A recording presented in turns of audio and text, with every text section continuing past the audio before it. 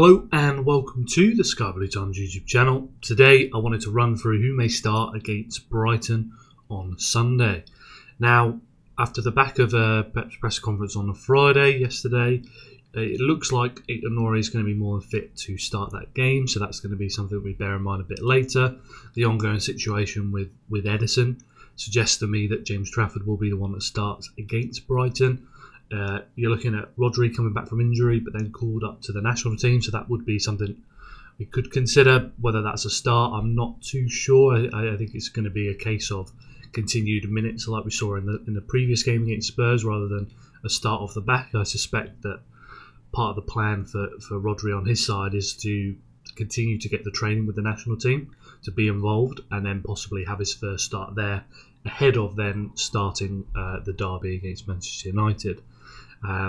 Phil Foden, I haven't seen him on any of the training content. Did have a kind of collision with Van der Ven, if I remember right, from the Spurs match, where he kind of hobbled on a little bit after that. So I wonder if he's not going to be involved, or at the very least, he's going to be on the bench against Brighton. And then Josko Vardiol is out of the Croatian games during this next international break. We've seen him in training.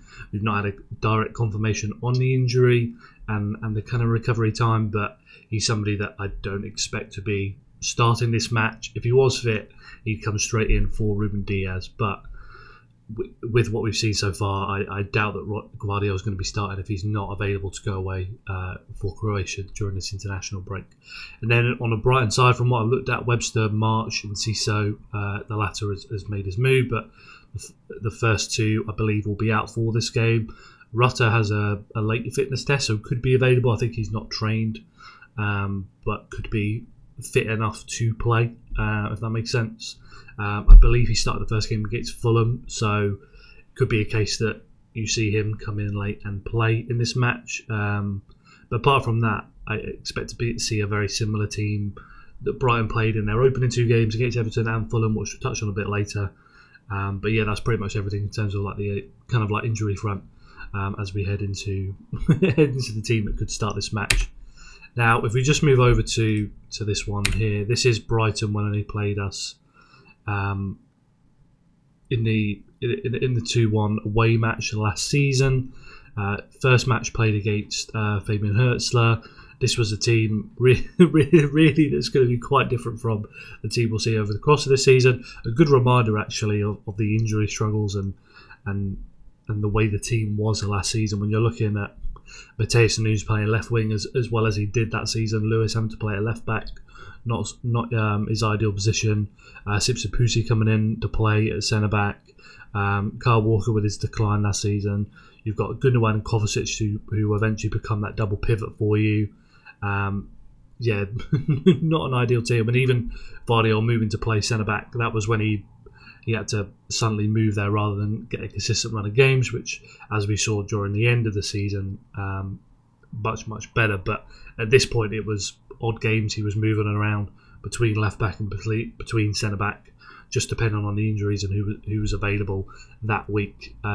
So yeah, definitely not ideal for Vardiol. And yeah, the rest of the team definitely not your most ideal midfield kind of pairing to be able to put there Kovacic and Gundogan, particularly against a team like Brighton, this kind of point in the season.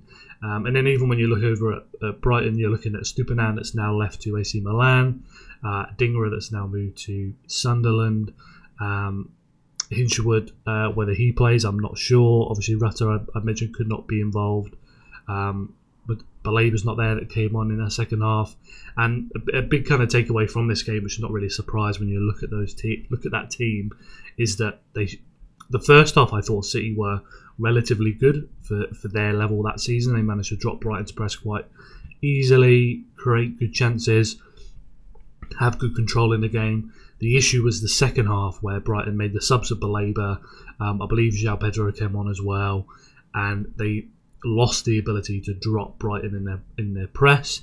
They lost more control and they struggled to maintain their intensity throughout the full 90 minutes. So you had a point where the first 45 minutes you knew, and this was a point in the season for City where you knew you'd get a good performance for 45 minutes, But then you knew as well that equally you get that poor performance in the second half when they would drop off, and this was probably the best example of that, where you see all the kind of good stuff in the first half, and then the drop off in the second half. It doesn't help that a lot of good chances that were missed. Savinho, this is one of his biggest ones of the season as well, that he does miss when he gets played through by Mateo Kovacic. So yeah, not a particularly great game to look back on, but as you can see, the team is going to be wildly different from this one. Much better quality, much better players for these different positions. So yeah, definitely will be a different match entirely. If we just move over to this one here, this is the team from the 2-2. I thought this was a pretty good game for the neutral. You definitely had a lot of chances going either way. I definitely think City could have come out with the winner, and then by the end of the match, you're looking at Brighton having some really good chances right towards the end in the last 20 minutes of the game. Vardy at left back, Diaz, Kusanov centre backs. Rico Lewis at right back, Savinho, Doku either side, Gundogan, Nico, Marmoush in the middle, and then Erling Haaland, and then Ortega in the net. And then when you're looking at that Brighton team, you've got Minter come in, who was really, really good over his debut season with Brighton. Expect him to be involved in this match. Rato, João Pedro up top, Paleba, Gomez in midfield in particular, I remember being quite a handful for us to deal with physically. Always there to deal with the long balls and the second balls and apply a lot of pressure and cover a lot of ground alongside Paleba. Just made it very difficult to be able to move through the midfield, especially with the midfielders that we did have. But yeah, that was the team against that one. But then when you look at this one here, this is Brighton against Everton, where even though they lost and Jack Grealish picked up 2 assists in that match, Brighton created more than enough chances to score plenty of goals in that game. Their right-hand side in particular, I think, struggled to deal with Jack Grealish. And then their strength really was their wide players, Brighton, in Minter and Matoma. So that will definitely be a theme going into the match against them, which we'll touch on a little bit later about how you want to exploit that. But as you can see here, this is quite a different team to the first couple of matches I've shown you. Expect Ayari and Baleva to be that midfield. Looks like he's using O'Reilly in the 10 for the time being. Van Heck, I think, is a really underrated centre-back. He would be one that could easily go for like 70-80 million and be top draw for some of the best clubs in the world, in my opinion, similar to what we've seen with Sabani with moving from Bournemouth to PSG. Vifer, who came in originally as a midfielder, playing at right back. De Kuiper, who we've seen City play against with club when they played against Club Brugge in the Champions League, made the move there. Promising, attacking left back, really likes to bomb forward and attack the box.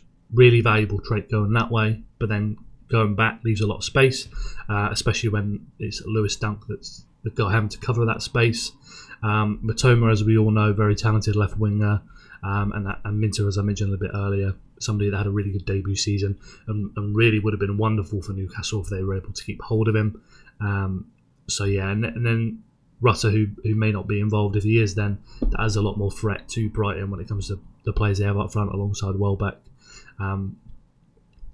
So yeah, that was the team. Very similar to the Fulham. I believe Rutter was in for Welbeck in the Fulham game, but apart from that, pretty much the same team. Lots of talent on the pitch, and in particular, as I mentioned, the fullbacks, the wide players. So I think when you're thinking about Matoma, you're probably thinking about Mateus Nunes being able to cover him better if he loses that 1v1 battle, but then you'd rely on Rico Lewis to win the 1v1 initially a little bit more, so that would be your kind of decision there, and probably tilted by what you want to be doing in possession. I think when you're looking at Wifer and De Kuiper, obviously Bob's going to start, I think, and somebody that's going to be a real challenge for De Kuiper. I think trying to get Reinders into that half space to be able to attack that space that De Kuiper leaves, to run into that and have Lewis Dunk as somebody that's trying to keep up with him. I think that's going to be another thing similar to the Wolves game. You want to get Reinders running into that space. I think Mateus Nunes as well, if he's starting deep and making those late runs through the channel into the box, I think that would be something that Guardiola would consider as well. So I think that's an area to expose them. I think in the middle of the park with Baleba, you're not always going to have the easiest time of bypassing them there. I think we'll outnumber them and have enough players there to control the midfield. But in terms of progressing, I don't think it'll be particularly the easiest versus some of the weaknesses they have at wide. And then Wifer on the other side. Doku had a really good game against Brighton in a 2-2 draw, but was very much the guy that was progressing us up the pitch rather than getting to attack his fullback 1v1. So did a great job on that front in terms of moving us into the final third, but really want to try and isolate him 1v1 against Wifer if we can in this game. Somebody that is really good at making tackles, but I think if you combine the speed, the strength with Jeremy Doku, then he'll be able to have a good have a good time against Wifer if we can find him there consistently. I think Aitonori will be more than fine dealing with Minto. He's got enough strength as well as his agility and his speed, so more than happy with that. And then I was thinking as well, if you're going to try and isolate Jeremy Doku, then this is a game where if you use Bernardo Silva, what's Bernardo Silva very good at is finding different pockets of space to try and draw these players out of position. So if you're talking about trying to keep Baleba away from Jeremy Doku, then Bernardo Silva would be very good at just finding the right kind of ways to draw Baleba more inside rather than closer to Jeremy Doku, and just make sure that he gets more opportunity to be 1v1 and beat that fullback. So that's something I would bear in mind in that. Obviously Erling Haaland's going to start. I think when it comes to the centre-back pairship, if we just move over to this team here, I think there's a shout for Kusanov if you want to consider that, but I think it's more than likely we're going to see Diaz and Stones, and then if Vardiol is fit, I think he's going to come straight in for Ruben Diaz. As I mentioned at the start, I don't think Rodri's going to be fit to start, so I'd still have Nico there. Bernardo Reinders, as I mentioned, I think that's the best way to kind of draw Baleba away from Jeremy Doku, but then also have Reinders on the right-hand side with his running power to attack the box, support Oscar Bob as we saw in the first game against Wolves. I would go for Mateus Nunes just to have that kind of insurance policy, somebody that can get back if beaten by Matoma, and then also to provide those kind of late runs into the box as we've seen. Some of the overlapping runs as well, just to help Bob at times be able to move inside. I don't think he's had a shot in the Premier League so far, so adding somebody that can just add a bit more of those kind of runs to his game as a fullback would release Bob to move inside to the box. But yeah, apart from that, I think we're going to see largely similar team. I mentioned at the start about Trafford, I expect him to start. I think it'd be good for him to get this game under his belt after the Spurs match. I think there's a lot of promise there, but we have to be honest that when it comes to the kind of claiming aspect, needs to be a bit more braver with his positioning higher up when it comes to playing out from the back. Can be too slow, taking too many touches, taking too much time to play those passes, and to build that passing range that I think he has the ability for, but we've not seen him do it consistently yet, and struggle to see the right passes at moments in the game against Spurs. That's just going to take time over the course of the season, but I think he's still going to be able to do a good job in this game. But yeah, that's pretty much it. This is the team I'd go for. I'd do Aitonori, Diaz, Stones, Nunes as the back line, Doku and Bob on either wing, Bernardo, Nico, Reinders midfield, Erling Haaland up front, and then I think you've still got plenty of great options on the bench to bring on Cherki, to bring on Marmoush late in the game, which when you think back to when we played him away and lost 2-1, to have Marmoush and Cherki on the bench, let alone some of the other players that we'll have on the bench, possibly in Rodri and Foden and so on, is completely different to what we were dealing with in that match, where we just had to accept that drop off in the second half, which ultimately was the biggest factor on why we lost that game.